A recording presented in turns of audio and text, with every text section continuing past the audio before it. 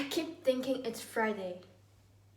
I'm off this weekend, going to see my mom. She only got 5 months ago. 3 days, 5 months. She is being difficult though. She said they will come and get her. She won't do it by herself. I hope she will change her mind. It could reflect badly on me.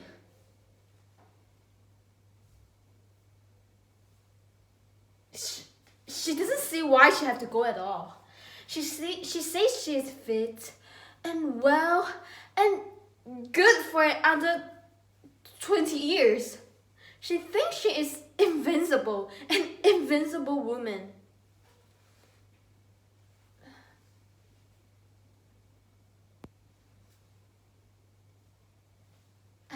I have said to her, what's the point of living on after 70 years? You are not working. You are not generating wealth. Your brain will go, your body will fall apart. It's unpatriotic. You will be a parasite.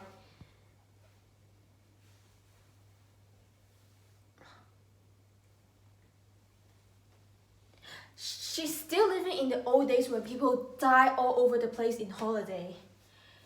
In car, in shops. It was inconvenient and it cost a lot of description.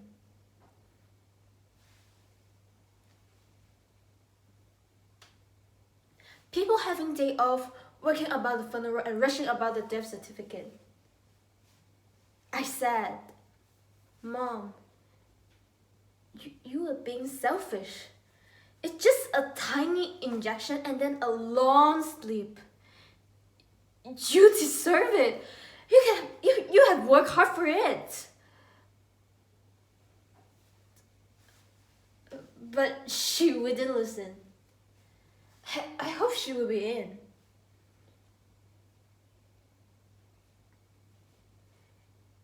She sometimes goes off at the weekend painting with the easel she found on the rubbish bin tip. She walks miles with that easel thing. She's a terrible embarrassment to me. And do you know what she paints? A countryside. Don't ask me why.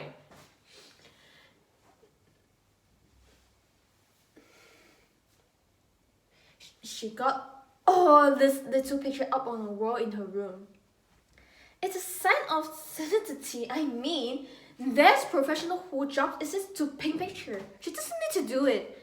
I'm surprised she get away for it for so long.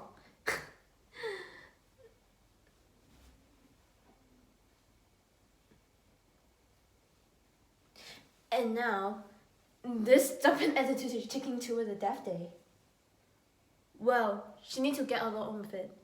I have booked a day off with it and I can't go chopping and changing. It's on the computer now, and that's final.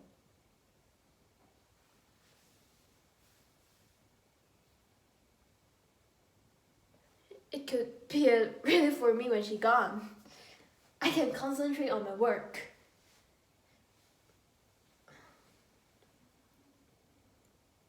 At the moment, I'm back of nerves.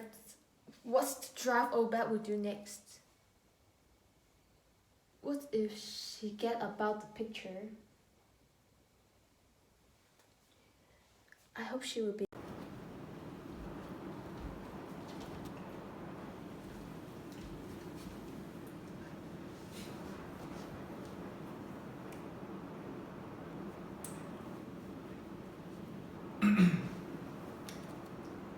Mind you, I shouldn't be here. By right, I should be at home. That's where I should be. Inside my front door. I've got plenty of things I should be doing. Kitchen shelves to be named, but 3.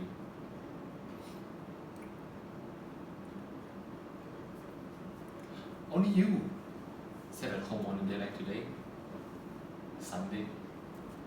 Nothing to do, on your own. And you think to yourself, this is no good. This won't get things done. And there you are, talking to yourself.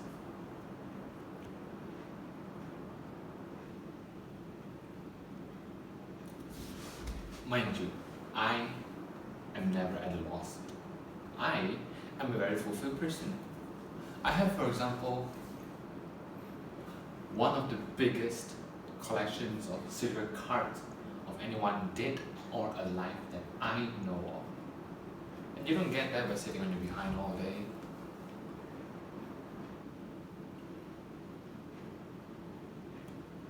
But do you know what is the most valuable thing you can hope to collect? Peoples. I am a collector of peoples. I look at them, I observe them, I hear them talk, and I listen to their manners of speaking, and I think, hello, here's another one. Different again. Because I'll let you into a secret. They are like fingerprints. They're never quite the same. And I've met a plenty of them in my lifetime. I mean, quite a number.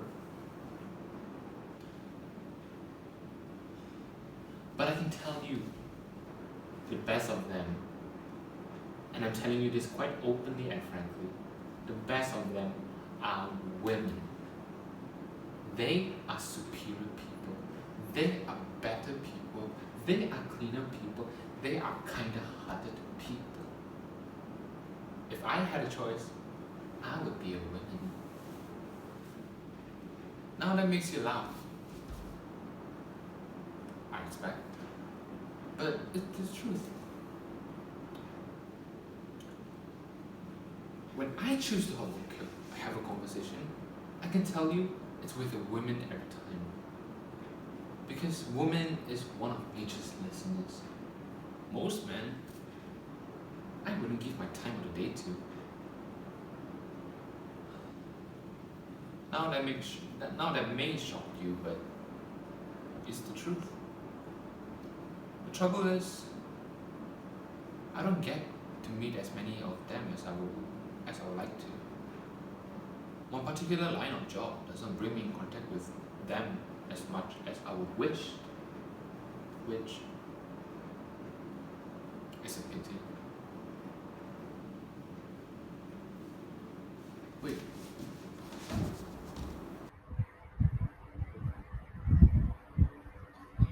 I'm actually very aggravated. I find it very aggravating. I find it childish. I find it shocking and aggressive. Very aggressive, actually. By all means, don't speak to the world. Go right ahead. Speak with me, it says. I include you with the others. I exclude you from anything private or intimate. Or, plus, I'm pretty certain I know that. I know why. What's behind all of this? And I feel like I'm being put in stocks for it. If there is a problem, instead of talking about it, you don't know if you're eating or sleeping. I don't even know what you're thinking. I don't even know what you're thinking. What? So please don't stare at that photograph. Because I have a particular antipathy towards that picture. We've been through this. I don't think it's very clever or brave or effective or real to set fire to yourself. In fact, it's very similar for what you're doing, what he's doing. It's very similar. It's kind of a major soak, isn't it? In fact, I'm going to burn that photo. I should have done that a long time.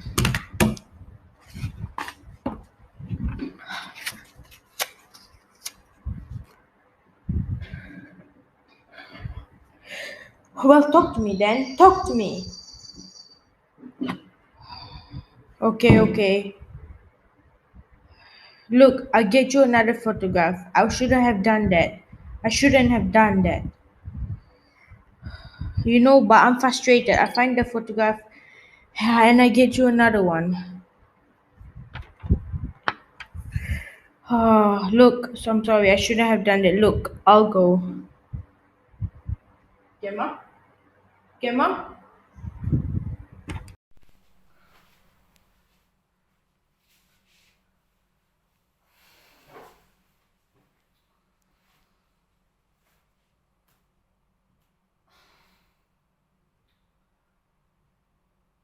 I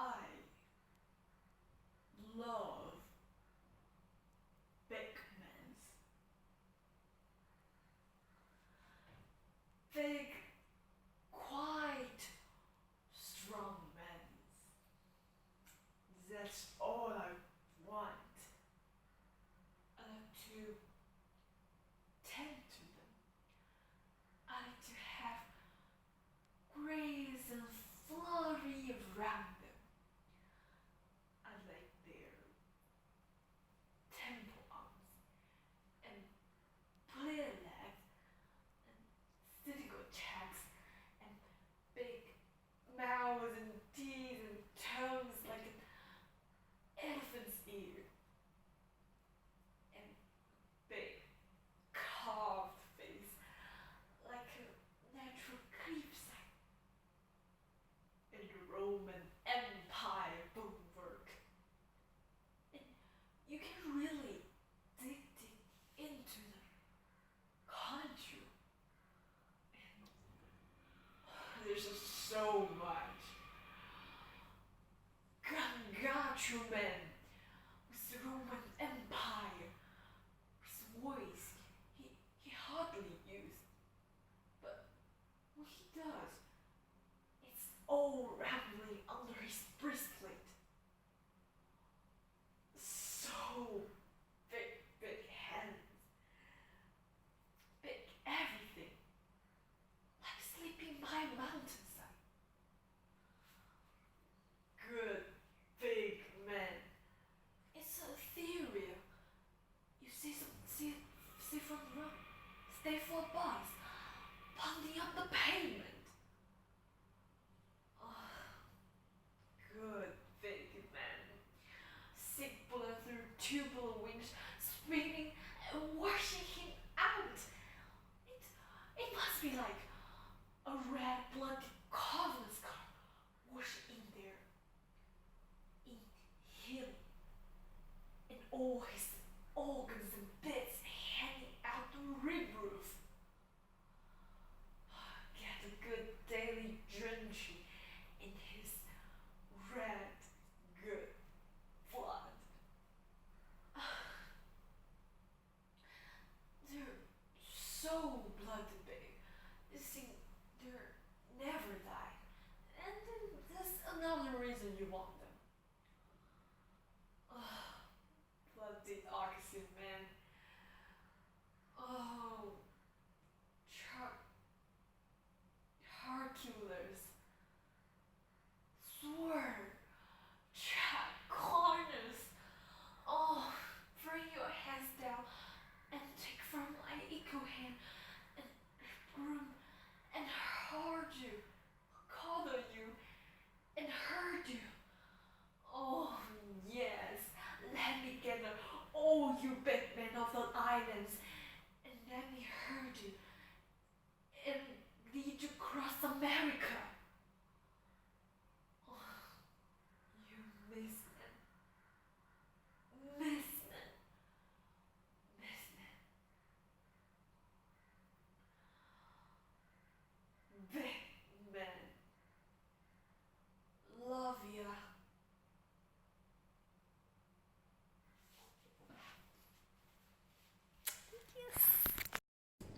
Come with me, everyone, upstairs. If you listen very carefully, you can just hear the distant sounds of the greatest spotted Grizzly Gary, my unbelievable talkative brother. Grizzly Gary is doing a building course at the technical college, training to be a bucket. Here we go. I'll just have a quiet word with him. Come here, English. Hello, Grizzly. Hello, Grizzly. It's your loving sister Lucy. Just to tell you I can pick for the school swimming team today. you'd like to know. Bye, Grizzly. Well, I enjoyed our chat. This is my room. No one is allowed in here except me. I'm a very tidy sort of person, which is a bit extraordinary in this house. I thought I must be a freak. I actually like to know where to put my things. This is my bed, and that's my desk, up there on the shelves. Those are my special, most favorite books. Oh, actually, one of the reasons I like to keep things tidy is because my very, very best friend, Zara, also likes things tidy. Oh yes, I ought to explain to you about Zara. You might have heard my mom talking about Zara, my invisible friend. Do you remember? Well, that's my invisible friend Zara. This is Zara. I want you to meet Zara. Zara, say hello. That's it. Will you say hello to my invisible friend Zara? I invented Zara, years ago when I was 7 or 8. Just for fun. I thought I was you at the time and wasn't allowed to play with any of my real friends. So I made up Zara. She's my special friend that no one can see except me. Of course, I can't really see her either. Not really. Although sometimes, it's as if I could see her. Sometimes, if I concentrate very hard, it's like I can just glance her out of the corner of my eye. Still, anyway, I've kept Zara for years and years. Until they all started saying that I was much too old for that sort of thing. And got worried and started talking about sending for a doctor.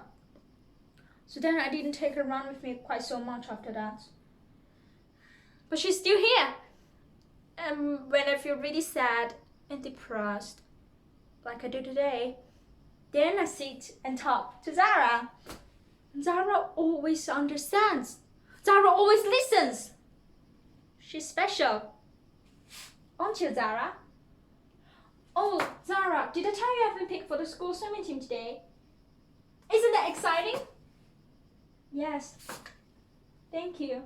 I'm glad you're excited too. Good. If anyone is interested at all, I was picked for the school swimming team today. How about that, folks?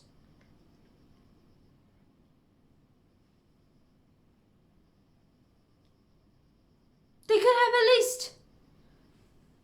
They might have a list. Oh, Zara, I know you're always here, but sometimes I just feel so lonely. When you stop speaking,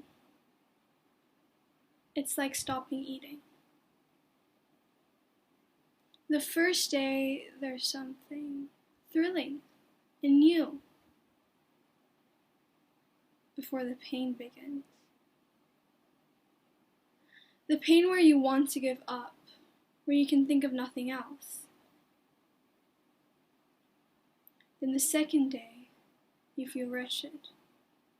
The third delirious, and then suddenly there's no appetite. It shrinks.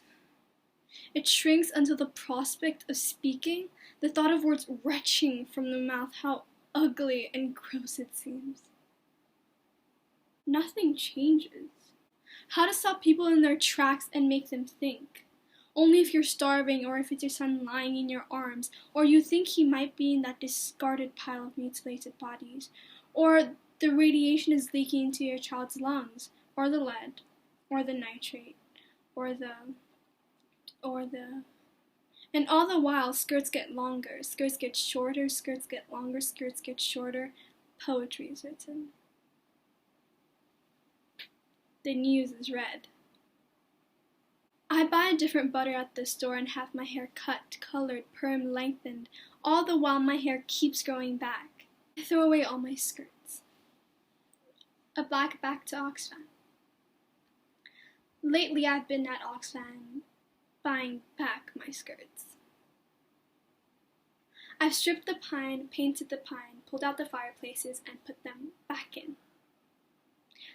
I'm on the pill, I'm off the pill, I'm on the pill, I'm off the pill, I'm listening to jazz, swing, jazz. I'm getting my posters framed. I'm telling my women's group everything.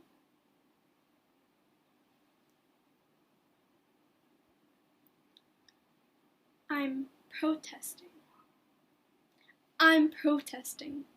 I've covered my walls with posters, with postcards, with posters, with postcards. Know this, in these, yes, those, out, them. Know this, in these, yes, those, out, them. The fact is, the facts are, nothing has changed. There is neither rhyme nor reason, just tears, people's pain, people's aggression, and then silence. Look, it's happening here now.